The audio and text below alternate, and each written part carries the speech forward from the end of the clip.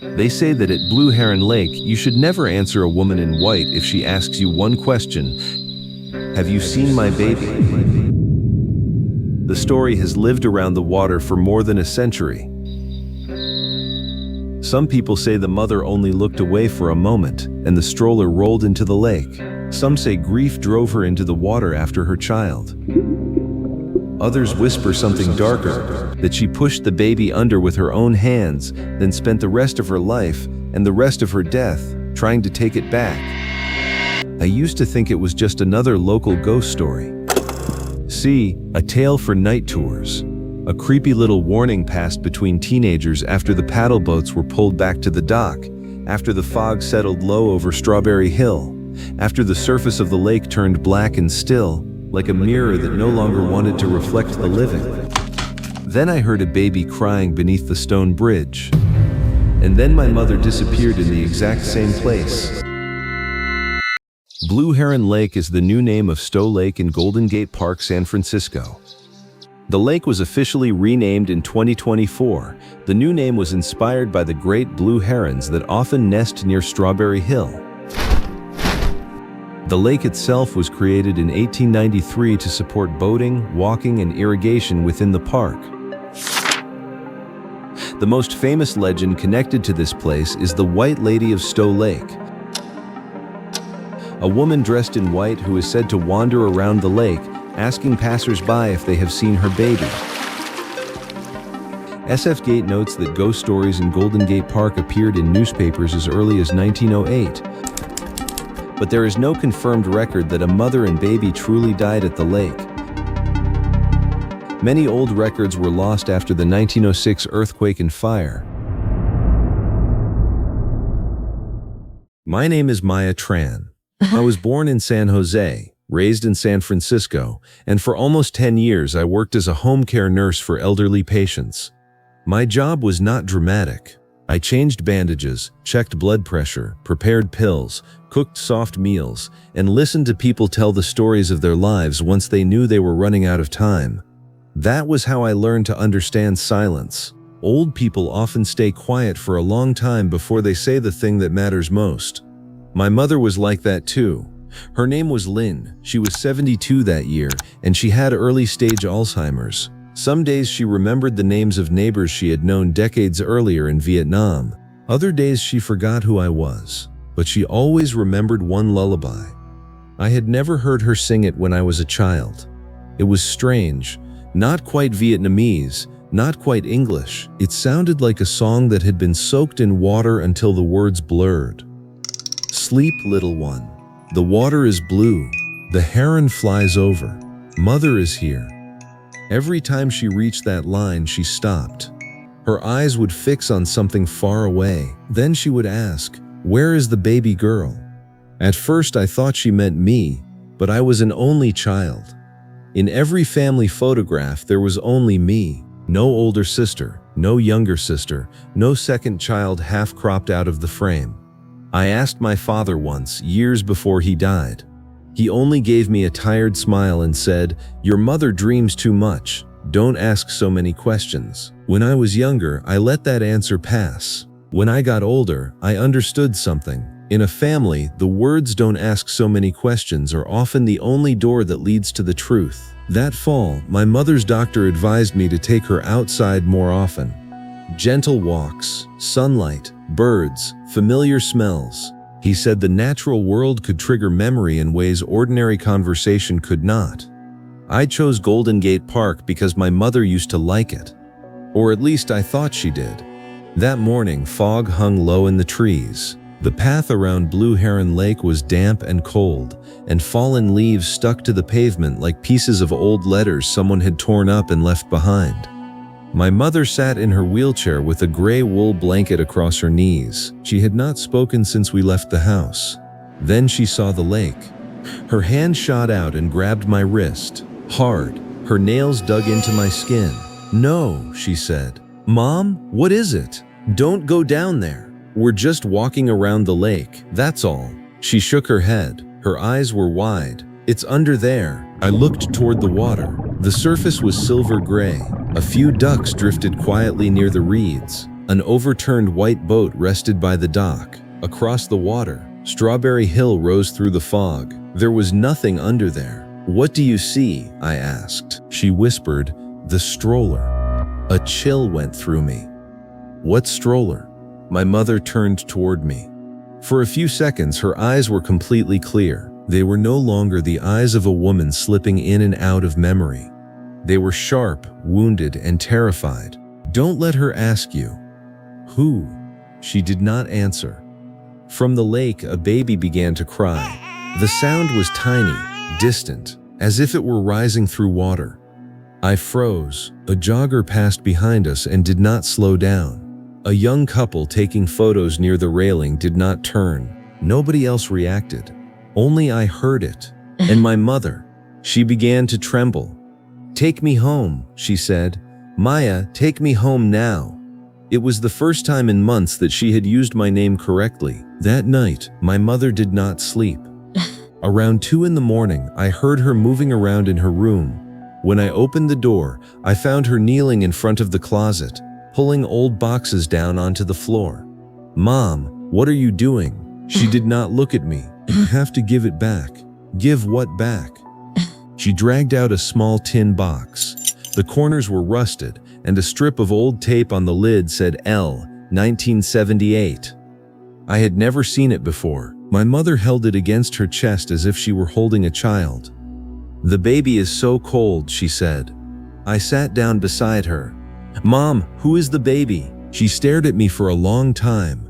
Then she opened the box. Inside were several old photographs, a yellowed hospital bracelet for an infant, a piece of cloth embroidered with a bird, and a folded newspaper clipping.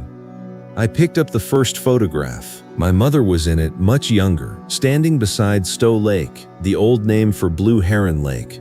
Her hair was long. She wore a beige coat. Her face was beautiful but tense. My father stood beside her, also young. His eyes turned slightly away from the camera. Between them was a stroller. Inside the stroller was a baby girl. The baby's face was blurred by the age of the photograph, but there was a tiny silver bracelet on her wrist. It matched the bracelet in the tin box. I could not breathe. "Mom," I said, "who is this?" She touched the photograph. "Anne." I had never heard that name in our house. "Who is Anne?" My mother began to cry. Not loudly. The tears just slipped down her face, silent and helpless. She was supposed to live. The newspaper clipping was from a tiny column. The print had faded, but I could still make out a few words. "Possible infant remains reported near lake area in Golden Gate Park. Police unable to confirm after initial search." There was no name, no conclusion. Only a small piece of news swallowed by time. My throat tightened. "You had another child?" She nodded. "My sister?" She closed her eyes. "Not your sister." I stared at her. "What does that mean?" My mother opened her eyes. In the weak yellow light of the bedside lamp, her face looked drained of blood. "Maya," she said, "there were 2 of you." I did not sleep for the rest of the night. After my mother cried herself unconscious in the chair, I sat on the floor with the photograph spread around me. I stared at the stroller in that picture until my eyes burned. I had a twin. It was impossible. I had lived 38 years without knowing. There was no birth certificate in the family file that said it. No birthday picture with 2 babies. No accidental story from an aunt. No baby clothes saved in pairs.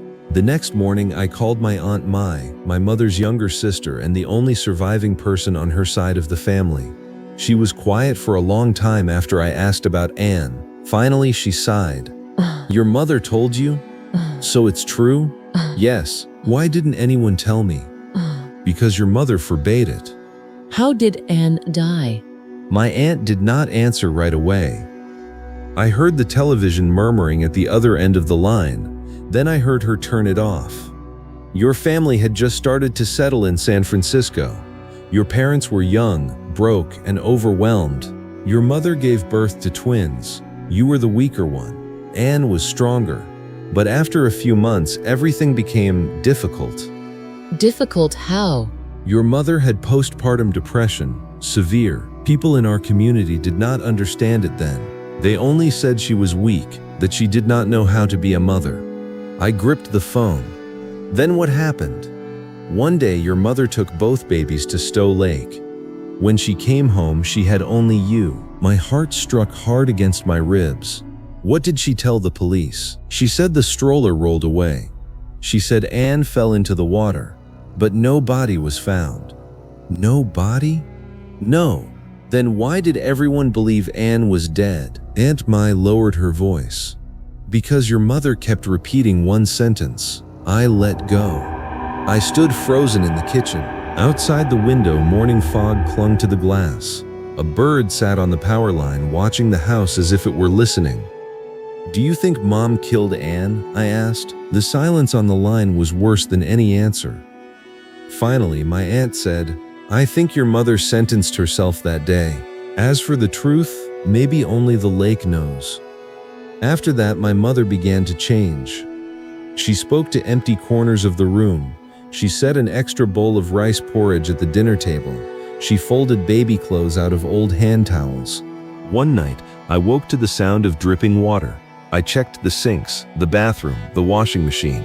Everything was dry, but in front of my mother's bedroom door, the wood floor was wet with small footprints. A child's footprints. I did not want to believe it.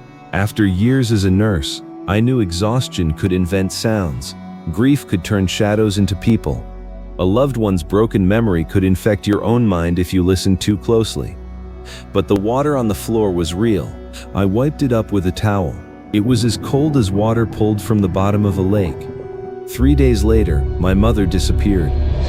I woke at 5 in the morning and found the front door slightly open. Her coat was missing from the hook. Her soft walking shoes were gone. On the kitchen table sat the tin box, open. Anne's silver bracelet was missing. I knew where she had gone. I drove to Golden Gate Park feeling as if I had forgotten how to breathe. The city at dawn was gray and wet. The streetlights were still on. The empty roads looked abandoned after some quiet evacuation. When I reached Blue Heron Lake, the fog was so thick I could only see a few yards ahead. I called out, "Mom!" No one answered. I ran along the path beside the water. Thin branches scraped my coat. Mud splashed my shoes. The lake beside me was silent, black, and flat. Then I heard singing. "Sleep, little one. The water is blue." My mother's voice. I followed it to the stone bridge leading towards Strawberry Hill. Beneath the bridge, my mother stood at the edge of the water. She was wearing her nightgown under her coat. Her gray hair hung loose around her shoulders. In one hand, she held the infant bracelet. "Mom!" She turned. "Maya, don't come closer." I slowed down.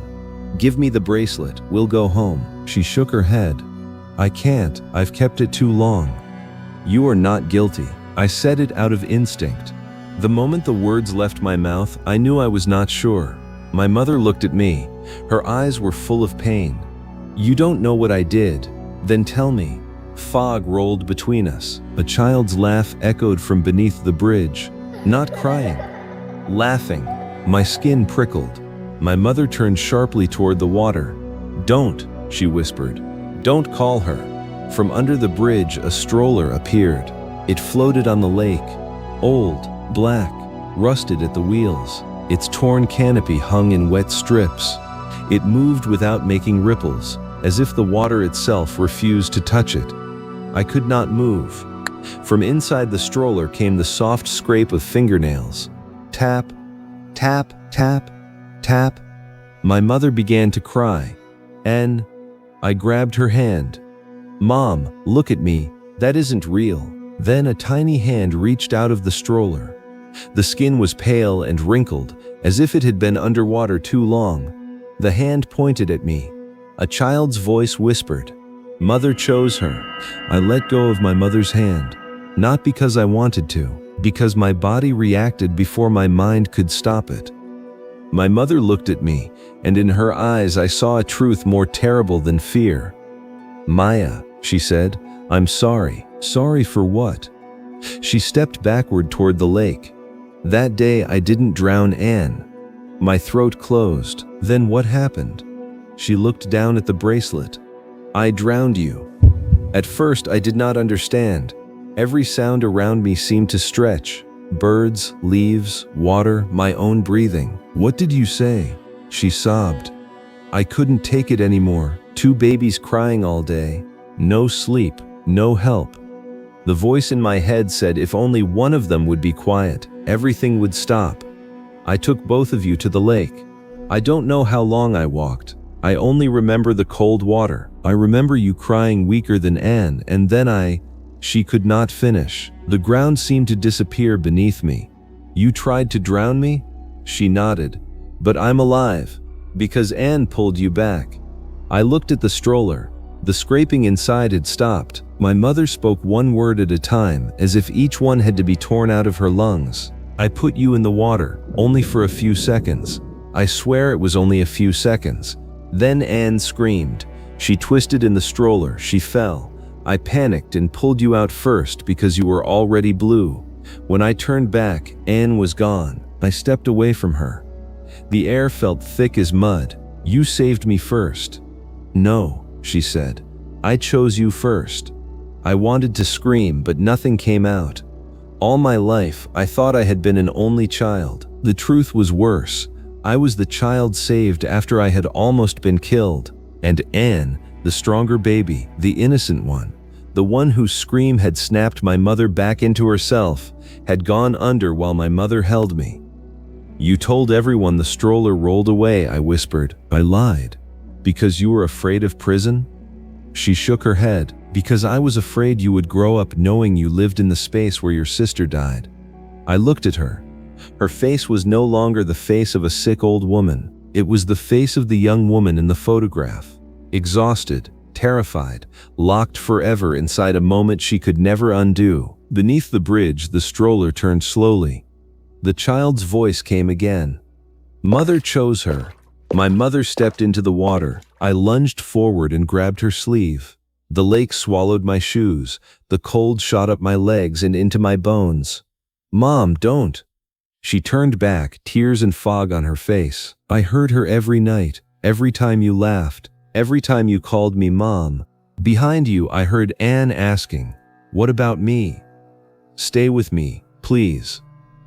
She looked at me for a long time. Then she said the words that hurt more than anything else. "Maya, I never left this lake." The silver bracelet slipped from her fingers. It touched the surface but did not sink. From beneath the lake, another tiny hand rose and received it. My mother smiled. Not happily. It was the smile of someone who had finally stopped resisting. Then she tore her arm free. I fell into the mud. She took one more step. The water reached her knees, then her waist. I scrambled after her. "Mom!" The fog thickened. All I could see was the shape of her coat. Then that shape bent forward as if she were lifting a child. A woman's voice, much younger than my mother's, whispered beside my ear. "Have you seen my baby?" I turned. A woman in white stood on the bank. Her long hair was soaked. Her arms hung at her sides. Fog hid her face. But I knew her. Not my 72-year-old mother, my mother at 26. The woman from that day. I stood frozen in the water. She asked again, "Have you seen my baby?" I did not know how to answer. The legend said that if you answered yes, she would follow you. If you answered no, she would kill you. But the legend had never said what to do when the child she was searching for was the person standing in front of her. I looked down at the lake. In the black water, I saw a reflection that did not belong to me. Two infant girls lay side by side. One had her eyes open. One had her eyes closed. Then the one with open eyes lifted her hand from below the surface and touched my face. For the first time, I heard Anne clearly. "You've lived long enough for both of us." I woke on the shore after sunrise. A man in a rowboat found me unconscious near the stone bridge. My shoes and pants were soaked. My hands were packed with mud. Police came. Rescue workers searched the lake. They did not find my mother. No body. No second set of footprints. Nothing except me. When I told them my mother had walked into the water, a young officer looked at me with careful sympathy. He asked whether my mother had dementia. I said yes. He wrote that down for a long time. No one mentioned a woman in white. No one mentioned a stroller. No one mentioned a crying baby. 3 days later, the search ended. My mother was listed as missing, presumed drowned. Aunt Mai flew up from Los Angeles. She hugged me at the front door and cried without making a sound. When I told her what my mother had said, she sat down hard in a chair, shaking. "No," she whispered. "You knew about this." "Not like that." I stared at her. She took an old envelope from her purse. "Your mother gave this to me years ago. She said if you ever asked about Anne, I should give it to you." Inside the envelope was a hospital record. I read it. Patient, Lynn Tran. Date, September 1978. Number of infants, 2 female babies. Post-delivery status, baby A, living. Baby B, deceased after 11 minutes due to respiratory failure. I read the paper again and again. "Baby B died at the hospital," I said. Aunt Mai nodded. "Anne died right after birth?" "Yes." "Then who was the baby at the lake?" My aunt looked down at her hands. "There was no baby who died at the lake." I stood. "You told me she took 2 babies there and came home with one. I told you the story your mother forced the family to believe. But the truth is that after Anne died, your mother could not accept it. She kept saying the hospital had taken the wrong baby, that the dead child was not hers, that Anne was still somewhere." I felt sick. "The stroller? It was yours, but in her mind there were always 2 babies, one in the stroller, one in her arms. In the lake?" Aunt Mai closed her eyes. "One day she took you to Stow Lake. She stood by the water for a long time. When police found her, she was holding you. You were wet but alive. She kept saying she had let go.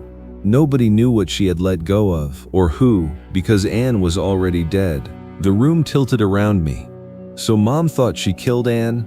"No," my aunt said softly. "She thought she had saved the wrong child." I sat down. Every piece of the story shifted. Anne had not died in the lake. Anne had died before she had a life at all. But my mother had carried that death to Blue Heron Lake, placed it on the water, and fed it with guilt for almost 40 years. "Then what is in the lake?" I asked. Aunt Mai did not answer. She looked out the window. Across the street, on the damp strip of grass, a great blue heron stood perfectly still, as if it were waiting. After my mother's memorial, I began to dream of water. Every night I stood on the stone bridge at Blue Heron Lake. Fog covered the surface. A baby cried below. Far away, a woman in white pushed a stroller around the shore. Whenever I called Mom, she did not turn. Whenever I called Anne, the crying stopped. Then the lake opened. Below the water was a hospital room. White light. 2 infant bassinets. One empty. One holding me. At the foot of the bed, my young mother knelt with a wet bundle in her arms. I would wake with my hair soaked. Not sweat, water. After a week of that, I went back to Blue Heron Lake, not because I was brave, because I had no other way to sleep. I brought my mother's tin box, the photographs, the hospital record, and a bouquet of white flowers. I went in the late afternoon when visitors were starting to leave the park. The paddle boats were tied to the dock. The smell of mud, dead leaves, and cold water rose from the lake. I walked to the stone bridge, the place where my mother had vanished. I laid the flowers down. "Mom," I said, "I know now." No answer came. Wind moved through the branches. I opened the tin box and took out the cloth embroidered with the bird. On the back, I noticed a line of writing I had never seen before. It was not my mother's handwriting. It was my father's. "Don't let Lynn return to the lake. It isn't looking for the child. It is looking for the guilty." The cold went straight up my spine. My father had known. He had known something lived at the lake. I pulled out the old photographs and looked at them again. The picture of my parents and the stroller beside the water. This time I looked closer. My mother stood beside the stroller. My father stood on the left. But behind them, near the waterline, there was a woman in white. Her face was blurred, as if someone had scratched it away from the photograph. Her hand rested on my mother's shoulder. I dropped the picture. A man's voice spoke behind me. "You see her too?" I spun around. A man in his 60s stood a few steps away. He wore an old park jacket and a knit cap. In one hand, he carried a paper bag of birdseed. "I'm sorry," he said. "I didn't mean to frighten you. Who are you?" "Elias. I used to work at the boathouse when I was young, before the place changed so much." He looked at the white flowers, then at the tin box. "Did someone in your family die here?" "My mother." Elias nodded slowly. "Did she hear the baby?" I did not answer. He sighed. "Then she did." I stepped closer. "What do you know about this lake?" Elias looked out over the water. "No one knows everything, but people who work here long enough learn one thing. The white lady's story is wrong." "Wrong how?" "People think she is one mother who lost one child. I think she is what happens when enough mothers believe they lost a child because of their own sin." I said nothing. He continued. "This lake is strange. Grief comes here and stays. Over the years it piles up. A mother who lost a baby, a mother who abandoned one, a mother who wished, for one terrible second, that a child would stop crying. All that sorrow becomes the same white shape." I looked at the water. "So my mother, maybe a ghost did not take her. Maybe she followed her own guilt. Can I bring her back?" Elias looked at me for a long time. "There is one way." I waited. He said, "Someone has to tell the truth in the place where the lie began." I looked down at the photograph. "My mother lied that Anne died here." "Then you have to say the opposite." "To whom?" Elias pointed toward the stone bridge. "To whoever is still asking." At that moment, the sound of stroller wheels creaked beneath the bridge. Elias went pale. "You should leave before dark." But it was already too late. Fog began to rise from the lake. I stood alone under the stone bridge as the sun disappeared behind the trees.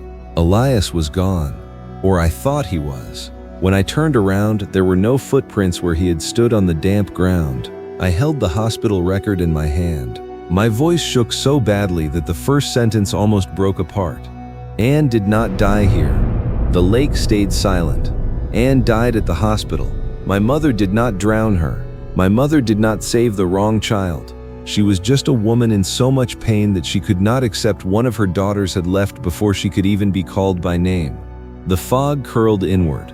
I heard a lullaby. Not my mother's voice this time. Hundreds of women's voices layered together around the lake, distant and trembling. "Sleep, little one. Please stop crying. Mother is sorry. I did not mean it." Then the woman in white appeared at the water's edge. She was tall and thin, just as the old stories described. Her wet dress clung to her body. Her long hair hid most of her face. Her arms reached forward as if she wanted to hold an invisible child. I wanted to run, but I thought of my mother. I thought of the life she had lived like a sentence. I thought of Anne, a baby who had not even had time to become a memory, yet had been turned into a punishment for almost 40 years. The white lady asked, "Have you seen my baby?" I swallowed. Then I answered, "No." Her head snapped upward. The air went so cold it stabbed my chest. From the water, dozens of small hands reached for the stones. Babies began to cry all across the lake. I shouted, "Because you are not looking for a baby, you are looking for guilt." The white lady stood still. I held up the hospital record. "Anne is not here. My mother's child is not here. None of your children are here. Only guilt is here." The woman tilted her head. For the first time, I saw her face. It was not one face. It was many faces layered on top of one another. My mother's face. The face of the woman from the legend. The faces of mothers I had never known. Their eyes were empty, but tears streamed from all of them. I whispered, "Give my mother back." The lake trembled. The stroller rose out of the fog. There was no baby inside, only my mother's coat and a small notebook. I stepped into the water and took the notebook. The white lady remained at the edge of the lake. She asked again, quieter now, "Have you seen my baby?" This time I said, "Yes." The fog stopped moving. I continued, "But not under the water.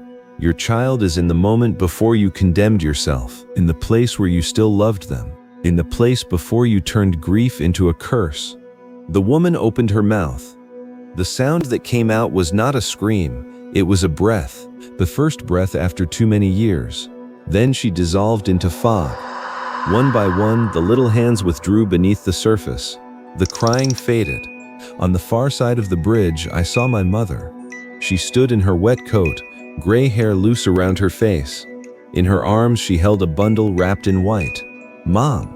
She looked at me. This time, her eyes were peaceful. She bent down, kissed the bundle, and placed it in the stroller. The stroller drifted by itself toward the center of the lake. My mother did not follow it. She stayed where she was, looking at me. Her lips moved. I could not hear her voice, but I could read the words, "Live on." Then she vanished. She did not sink. She was not pulled under. She only faded, like fog when the sun rises. I fell to my knees on the shore. In my hand was my mother's small notebook. The first page contained only one sentence. Maya did not live instead of An. Maya lives for both of them.